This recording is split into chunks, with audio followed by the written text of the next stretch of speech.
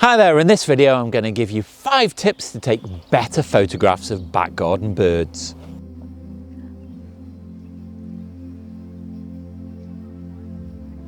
If you're a regular to the channel, you'll have probably seen lots of videos that I've filmed here in my back garden from my hide, which is a garden shed. Now, I've been taking photographs of back garden birds for well over 10 years, so I've got lots of experience, and over that time I've done things right and I've done things wrong. And so what I'm going to do in this video is I've compiled all of my best tips to help you take better photographs of back garden birds and really enjoy your photography.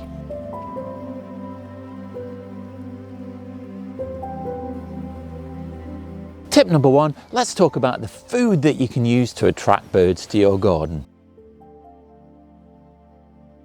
One thing that you really must do is keep your feeders clean. So about every week, give them a quick spray with a mild detergent and then wash it off with warm water. It makes sure that there's going to be no spread of disease between the birds that are visiting your feeders, and that is very, very important. One tip that I will give you, before you even take your feeders to the checkout, just have a check how easy they are to dismantle. This one here is great because it's just a clip that pings out, and then you can take the bottom off to get to the tube and the base to clean them really easily, because I have had some feeders in the past that have been really difficult to take apart, even involving taking out screws and nuts and bolts, and it just makes it a real pain. Now, you will notice a few modifications I've made here to my hanging feeders. Underneath this Niger seed feeder here is a tray that I bought from a garden centre. It's just a plastic base that goes under plant pots, but it's great for catching loose seed that falls out of the holes because they are quite large, and it prevents a great big build-up underneath the feeders on the floor. And then secondly, around this sunflower heart feeders, firstly I've got the bottom of a bucket attached to the top, and that just keeps the seed a little bit drier when it's raining. And I've also got a squirrel cage around this. Now, that obviously stops the squirrels from getting at the seed, but it also gives the smaller birds a chance to get to the feed and stops the larger birds just from coming in and bossing them out the way. You'll notice that my feeding table is far beyond its best. It's had to be repaired a few times, and I've used the lid off a storage bin to just create the table on the top. But I do find that this is really useful because it's one, more durable, it's blown over a few times in the wind and survived that, and it's also easier to clean than the wooden canopy that was here before.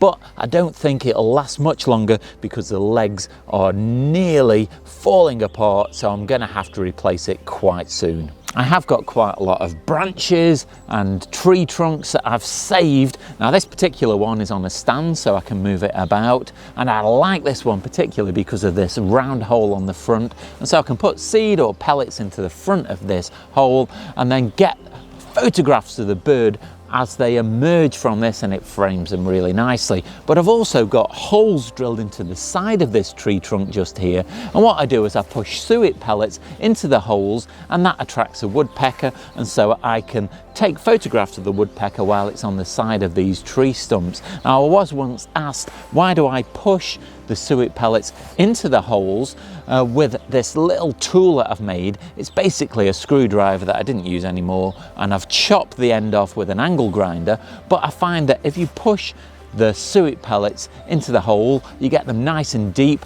but also it squashes them, and so that makes them last a bit longer. Because if you just put the pellets into the hole without squashing them, the bird would take them straight away in one go, and then there'd be nothing left in the hole. So I just find it makes them last a little bit longer. As well as the feeders and feed that I use, there are lots of different options that you can try to attract birds to your garden. The first one might be a ground feeder. I don't use them at the moment because they were attracting other pests that I didn't really want, but you can get peanut feeders like this one. You can put peanuts in. Just be careful with these to make sure that the holes are small enough so the birds can't take the peanuts whole, because then there's a danger of choking on them.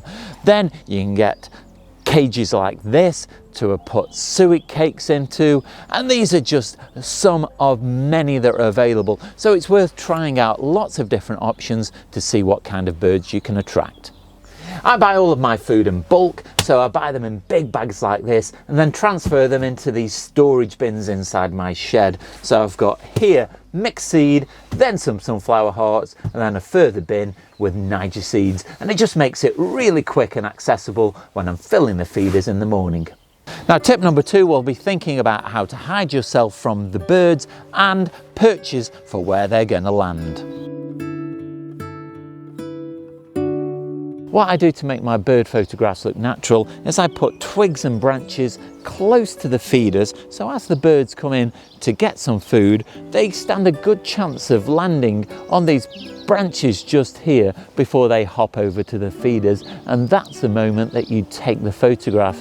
Now, I keep my eye out for branches that I see lying around on the floor, and we've just had some trees cut down, so I was in my element then choosing these branches just here that are quite spectacular. This whole structure here is branches that I've saved over time and just built together to make an interesting group of perches, and I fasten them together mainly with Velcro because it's just a very quick way of holding them together, but I can change them very quickly as well without having to undo knots and tie them together. There's just the odd metal stake that I bought from the garden centre just to give them a little bit more stability. Now, should I feel like a change of scenery, around behind where I feed the birds, I've got a stash of branches and twigs that I've saved over time, and because they just sit here under this canopy, a lot of them grow some really interesting moss on them, so that makes for another really nice looking perch. Now, you do stand a much better chance of taking photographs of birds if you've got some way to disguise yourself so the birds don't notice you're there and they feel safer about coming to the feeders. Now, I use a garden shed here that is long past its best. I really need to start thinking about getting a new one, but what I've done is I've made holes in the side of the shed and put little windows in there so I can sit inside, put the camera through the holes and take photographs of the birds without the birds really seeing me, and that is really effective. But if you don't fancy using a shed like I do, there are still lots of other possibilities that you can use to disguise yourself from the birds.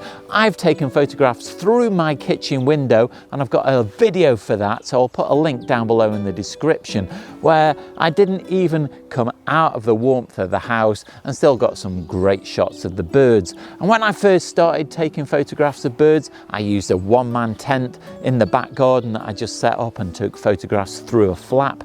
And I've also got a pop-up hide like this. This is really useful because you can carry it, and I've taken it out into the field. You fold it up in a few seconds and then the top just folds over and you've got a ready-made hide in seconds, and it's really, really useful.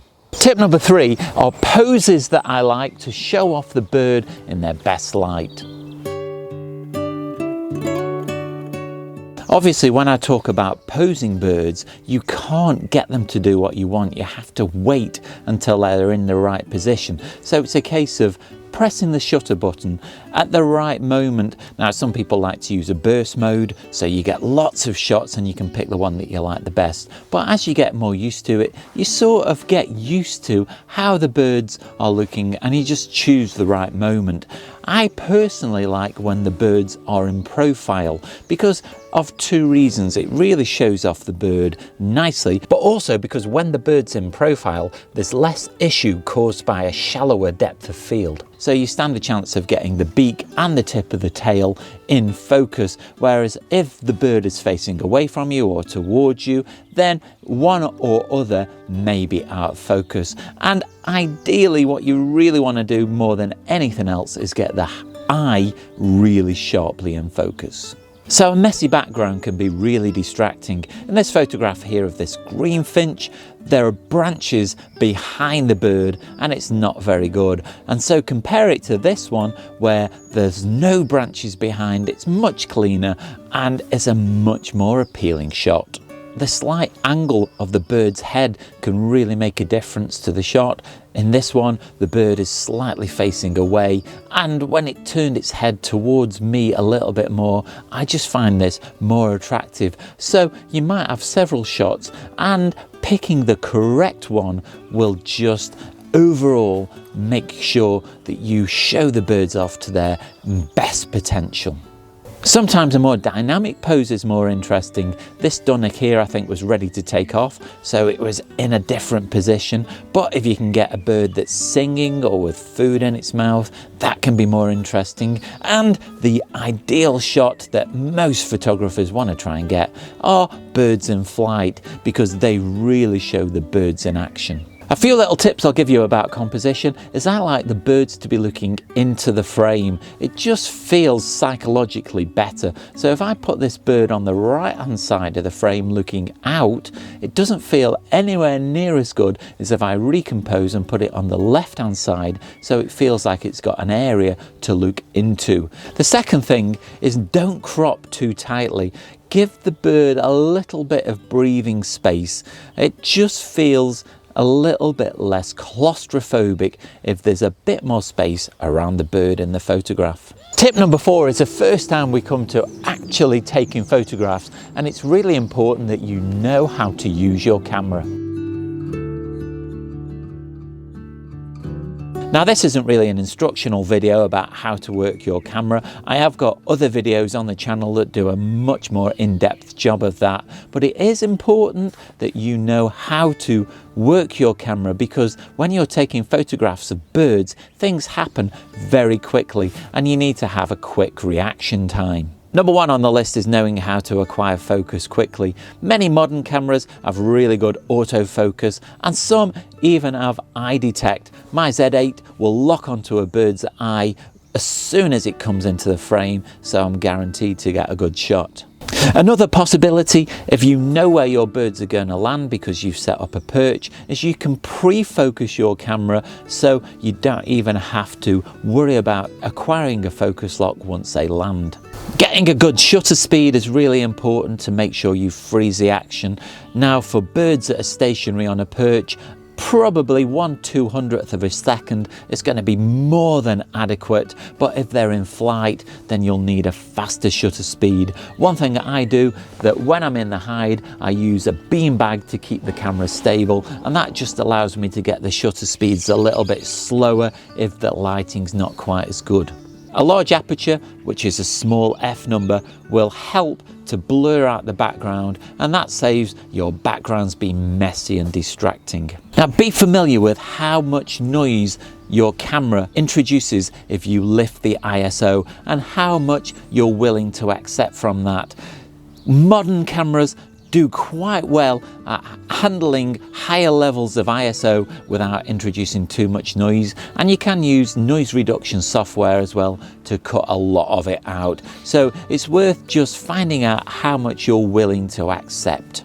Finally, you're going to get much better results if you've got some kind of longer lens that will help you fill up the frame and get the bird bigger in the photograph. It helps you be a little bit further away from the bird as well without scaring them too much. But obviously longer lenses cost more money, so it's all down to how much you can afford. And finally, tip number 5 is having patience. Bird photography is a slow process. Even when you become experienced, it still takes an awful lot of patience, because you have to be in the right place at the right time, and you're not always guaranteed to get great shots. And it's something that you do need to take the time to learn, to get better at.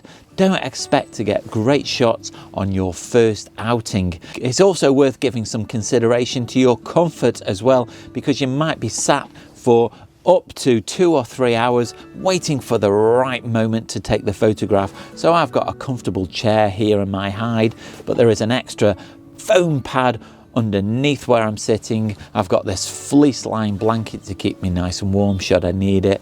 And comfort is really important, because you don't want to get an hour into your shoot and start feeling uncomfortable and have to stop your shoot if something really good is happening.